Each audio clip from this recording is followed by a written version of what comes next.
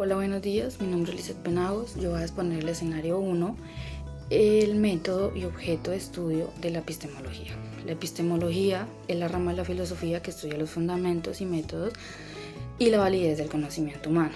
Su objetivo es analizar cómo se produce el conocimiento y cuáles son sus límites. A lo largo de la historia han surgido diferentes formas de comprender el conocimiento. Entre ellas destacan las transformaciones epistemológicas, que muestran cómo las ideas sobre la ciencia y la verdad han cambiado según el contexto histórico y cultural.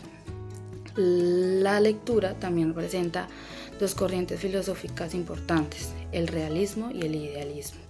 El realismo, representado por filósofos como Parménides, Platón y Aristóteles, sostiene que la realidad existe independientemente de quien la observe. Aristóteles afirmaba que el conocimiento se obtiene a través de la experiencia y los sentidos. Por otro lado, el idealismo, desarrollado por René Descartes, coloca al sujeto y el pensamiento en el centro del conocimiento. En conclusión, la epistemología nos ayuda a comprender cómo se construye la ciencia y cómo interpretamos la realidad. Tema número 2. El debate entre el imperialismo y el racionalismo. La síntesis trascendental operada por Kant. El debate entre el imperialismo y el racionalismo plantean dos posturas opuestas sobre el origen del conocimiento. El imperialismo lo atribuye a la experiencia sensorial, mientras el racionalismo lo fundamenta en la razón y la deducción. Kant resuelve esta dicotomía mediante su síntesis trascendental al proponer que el conocimiento verdadero requiere más de ambas fuentes. Para Kant, la experiencia imperialismo aporta la materia y la razón racionalismo aporta las formas como espacio, tiempo y categorías. Así, ninguna corriente por sí sola explica el conocimiento, solo la unión permite una comprensión completa del proceso cognitivo. Tema número 3. El escepticismo Nietzsche y la crítica del lenguaje. El escepticismo y Nietzsche coinciden en cuestionar la certeza absoluta del conocimiento. El escepticismo duda de que podemos alcanzar verdades definitivas, mientras Nietzsche profundiza esa idea al criticar al lenguaje. Para Nietzsche, el lenguaje impone significados arbitrarios y distorsiona la realidad, por lo que nuestras verdades son más que interpretaciones limitadas por las palabras. De este modo, ambos enfoques nos invitan a asumir una postura crítica, reconocer que conocer implica interpretar y que el lenguaje moldea pero también limita nuestra forma de pensar y de entender al mundo. Tema número 4. Ciencias sociales, hermética y los tres mundos de Popper.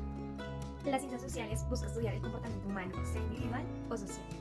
La hermética es la capacidad de interpretar textos, símbolos o significados. Karl Popper propone que hay tres mundos que se relacionan entre sí para el conocimiento humano. Mundo número 1. Físico y natural. Todo lo comprobado. Está basado en la experimentación y en la medición. Busca leyes universales. Ejemplo, la gravedad. Mundo número 2. Social o mental. Producto del pensamiento humano, tales como teorías científicas. Mundo número 3. Mental o subjetivo. No goza de carácter científico, más bien lo construimos y transformamos con base en nuestras experiencias. Ejemplos, sentimientos, emociones y sueños. Tema número 5.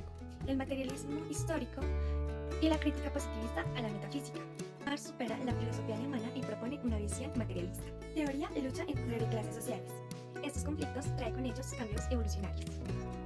Crítica a la religión. La religión es una ilusión que enajena al ser humano. La metafísica explica la realidad con ideas abstractas separadas de la vida real. Crítica al positivismo. El positivismo solo observa hechos y busca leyes universales.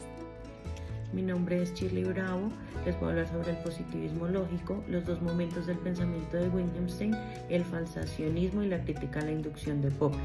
El positivismo lógico fue un movimiento filosófico desarrollado por el Círculo de Viena que unió empirismo y lógica para crear un lenguaje científico riguroso donde defendían que solo el conocimiento verificable podía ser científico.